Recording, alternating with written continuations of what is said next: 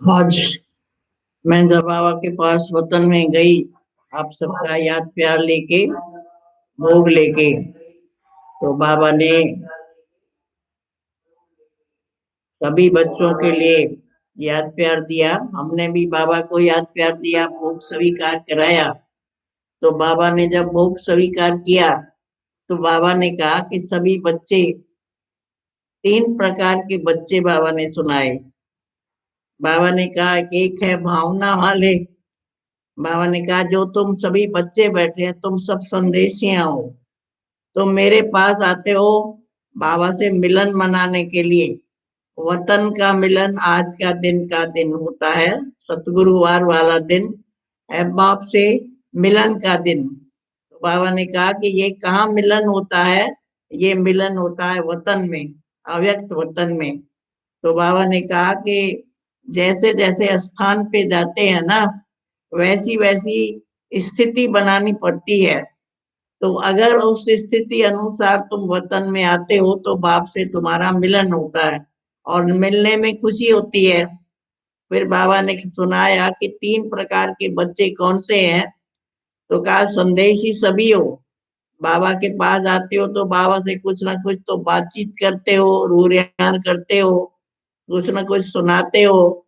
तो बाबा ने कहा एक है कामना वाले, एक है भावना वाले, और एक है सामना करने वाले। तो कहा भावना वाली भी कौन सी?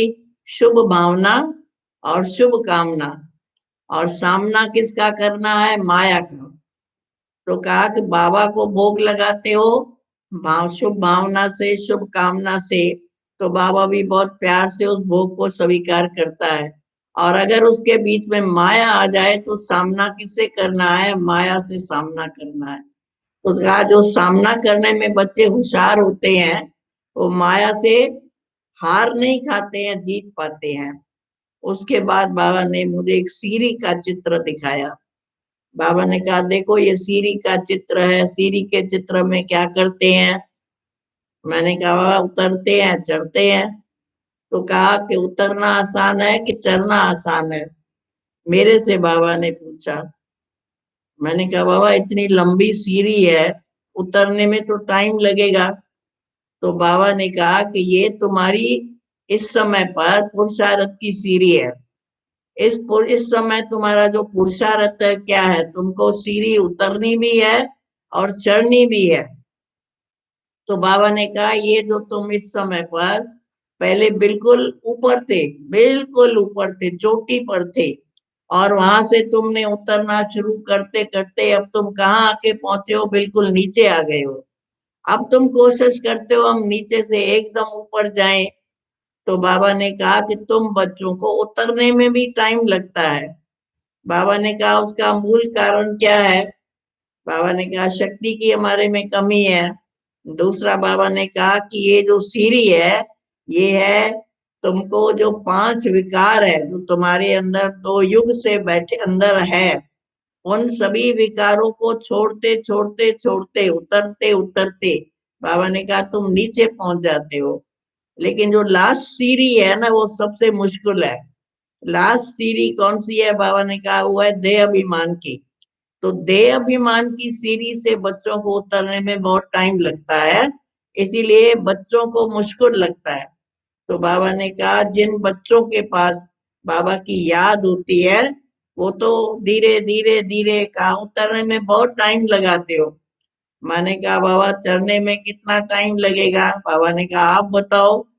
बाबा ने कहा कि सीढ़ी से नहीं चढ़ना है, सीढ़ी से चढ़ोगे तो फिर तो बहुत टाइम लग जाएगा। उसके लिए बाबा ने तुमको लिफ्ट दी है। ये जो याद की लिफ्ट है, बाबा ने कहा इसी लिफ्ट में बैठो, फिर जिस फ्लोर में पहुंचना है वहां पहुंच जाओ, वो नंबर दबाओ। तो कहा कहाँ जाना है? परम धाम जाना है, सूक्ष्म तन जाना है, स्वर्ग में जाना है, कहाँ जाना है? 1 2 3 ऐसे बाबा ने दिखाया। तो बाबा ने कहा जो तुम जाना, जिस जहाँ जाना है उस नंबर को दबाओ ना। गलती क्या करते हो कि तुम नंबर ठीक नहीं चलाते हो। और बाबा ने कहा कि उस गिफ्ट जिस समय लिफ्ट में बैठते हो तो एकाग्रता नहीं होती है। एकाग्रता न होने के कारण तुम हिलते रहते हो, तो लिफ्ट को भी हिलाते हो।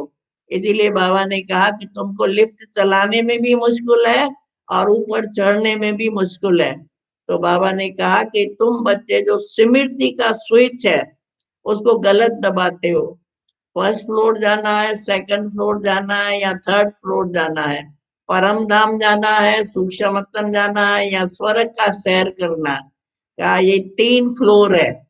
तो कहा ग्राउंड फ्लोर में तो तुम रहते ही हो, तो इसलिए नीचे से ऊपर जाने में बच्चों को मेहनत लगती है, लेकिन उतरते उतरते उतरते बच्चे थक जाते हैं तो कई बार सीढ़ी में ही बैठ जाते हैं। तो बाबा ने कहा कि थकता कौन है? बाबा ने कहा थकेगा वो जिसमें लगन की कमी है। अगर तुम्हारे उतरने के लिए तुम्हारे अंदर दृढ़ता है और तुम्हारे में लगन है तो तुम फटाफट उतर के नीचे आ जाओ।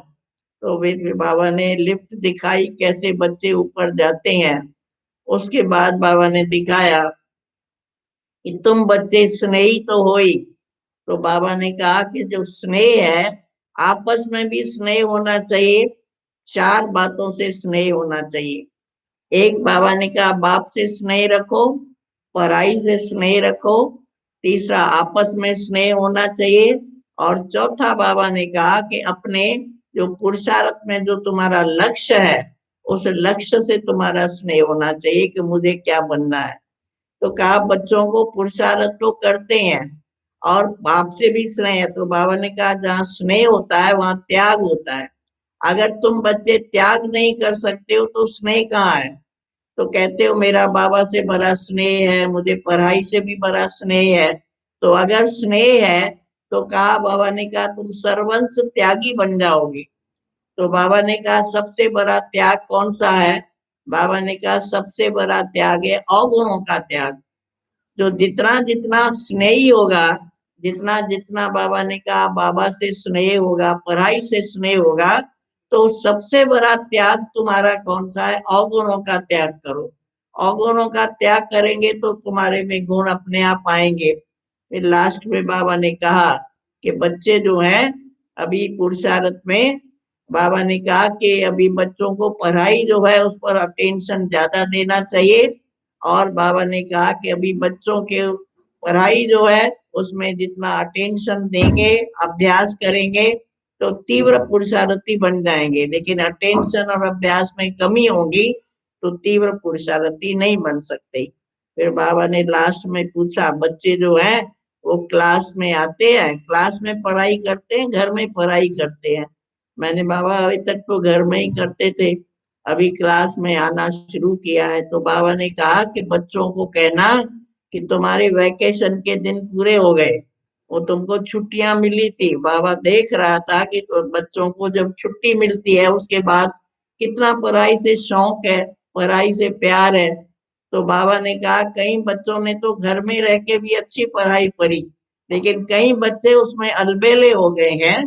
तो इसीलिए फिर से अपनी पढ़ाई को जैसे रेगुलर करते थे वैसे रेगुलर करो और पढ़ाई का शौक रखो। क्योंकि बाबा ने कहा एग्जाम तो अचानक ही आएगा और एग्जाम में पास होना है तो पढ़ाई में होशियार हो जाओ। उसके बाद बाबा ने सबके लिए याद प्यार दिया और चल